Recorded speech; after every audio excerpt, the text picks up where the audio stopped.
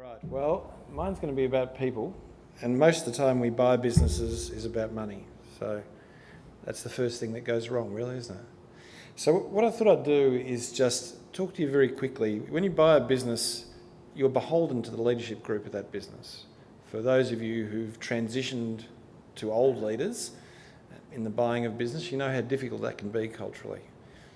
But I want you to think about in your own business, start from, if I'm going to sell or buy a business, do I have change of control clauses in the contracts for my senior executive group? In other words, do I have a way of getting rid of people I don't need in the sale process? When you're looking at buying a business, well before you get to due diligence, you should have a close relationship with the people you think you're going to buy from and who are going to stay in the business to determine, do I really want these people in my business?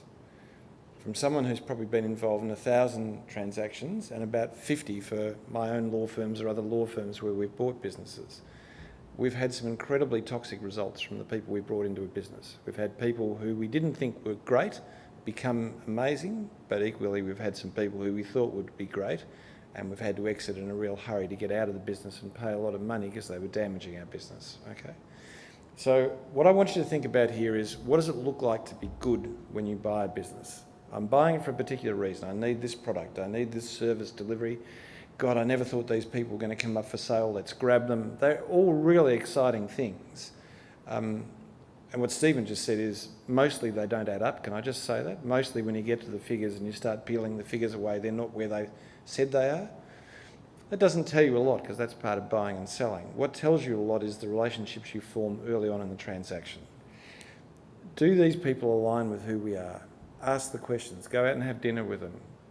Try them out after a few grogs and see how they actually behave. Test them a bit.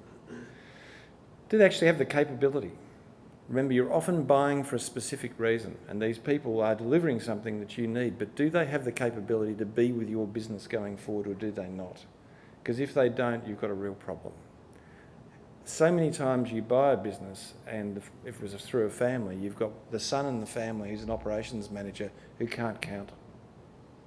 You've got a whole lot of legacy characters who actually can't transfer with the business, but are there for 3 years and are getting incentives to succeed, and all they're doing is sitting there and watching you drive their business while they succeed. Not a great place to be. At the same time, if you have really good people, one of the first things you try and analyse is, what connection do these leaders have with suppliers? Often quite intimate. And part of the reason you're being supplied at such a good rate is a relationship. It's not commerce at all.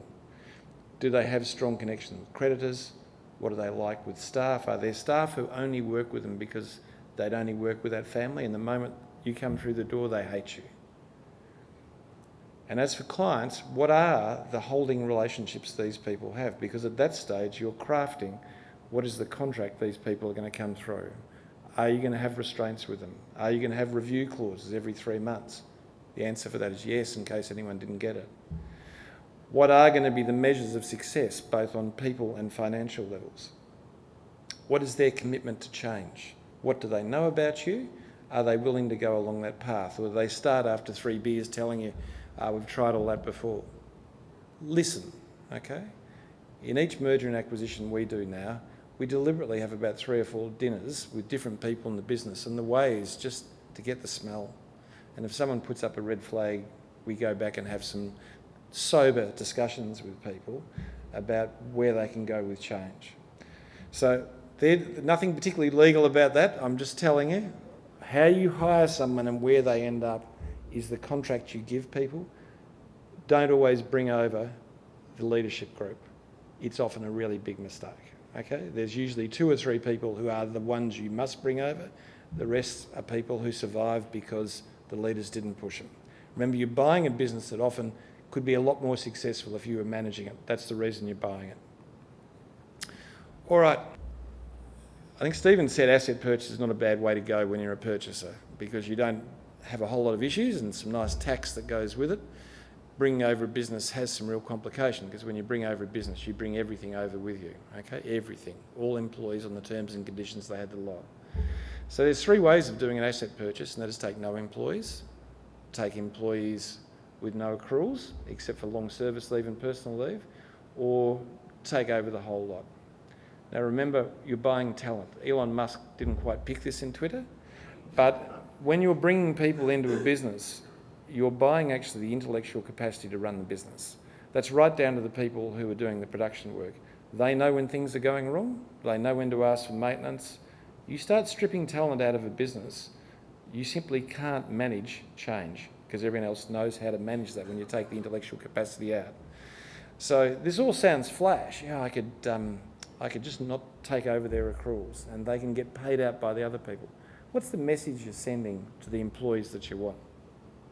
I want you to think about that really carefully because you can set off all those costs in the agreement, so it makes no difference. It's just a set off.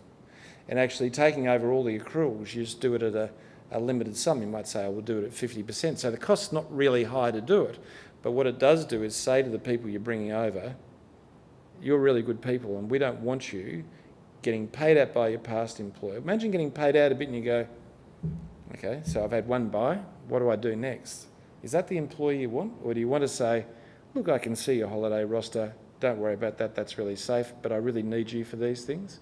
What's the personal conversation you're going to have with the people you bring over to build the trust you need for them to change? Because remember, when they come into your business, everything changes. How do people deal with change? Well, look at COVID. How did we go? Not so well. How are we going now about transition back to work? Not so well. So people don't do change. So each time you change a process because you think it's financially better for you, and that's a myth, as Stephen will tell you, through adjustments you can get to a place which is good. Think of the end buyer, the most important person in your team, it's your employees, okay? So deal with them respectfully. Don't deal with them at arm's length. Make sure as soon as you're starting to buy, you're getting in and interviewing, giving people comfort, telling them that change won't be too dramatic, telling them what change will look like so they know it, so they're not scared of it. So that's just a few tips on that. Most of us will try and do asset purchases rather than sale of business as purchases, but there's reasons for that. When you buy the business, you do get the entire employees with all their terms and conditions. Now that's not flash if you're dealing with senior group. That's why I would always be looking for change of control clauses around leadership so we don't have to take people we don't want.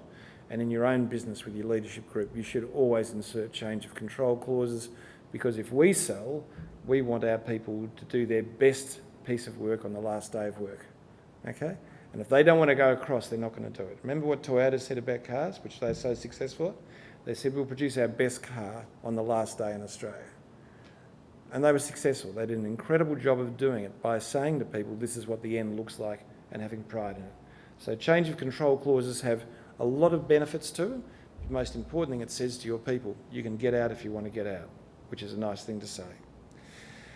All right, you're going to have Simon and you're going to have Jay talk to you about transferable risk and premium risk. I just want you to understand when you're doing a due diligence around people, look carefully as to their capacity to do the inherent requirements of the job.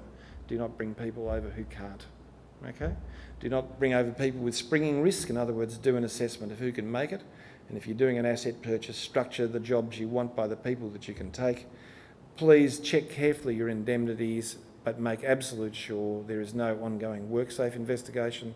If you buy the underlying assets of the business, you are liable for that prosecution. And although it may not have reached prosecution stage by the time you get there, the indemnities are not going to help you in the fight that goes. So Belinda will probably talk more about indemnities, but I want you to understand indemnities are like a paper shield against a laser beam. It's all very well having them, but you've got to have a fight with them when the money comes through, okay? Now look, I'm going to hand over to Belinda now, who's going to tell you all about insurance. That's enough from me. Hers is going to be much more exciting. It's how to avoid risk.